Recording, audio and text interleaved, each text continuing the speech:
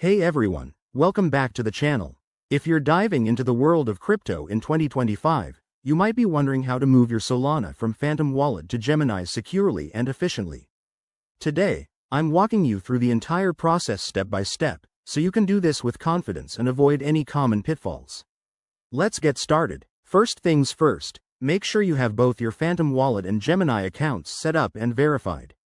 Phantom is a popular wallet for Solana, and Gemini is a trusted exchange for managing your assets. Open your Phantom Wallet app or extension on your browser. You'll see your dashboard with your Solana balance. Double-check that you have enough SOL to cover the transfer fees, as network congestion can vary in 2025. Next, head over to your Gemini account. Log in, go to the deposit section, and select Solana as the cryptocurrency you want to receive. This will generate a unique wallet address for you. Copy this address carefully, as it's crucial for the transfer. I can't stress this enough. Always verify the address to prevent sending your funds to the wrong place, which could mean losing them forever. Now, back in Phantom Wallet, click on the Send button. Paste the Gemini wallet address into the recipient field.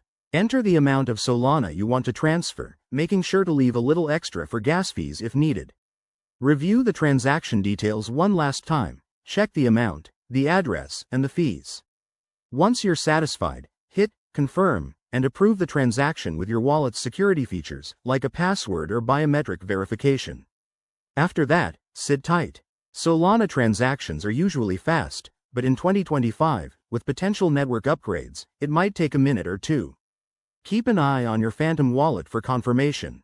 Once it's done, hop back to Gemini and refresh your account. You should see your Solana deposited there. A few quick tips.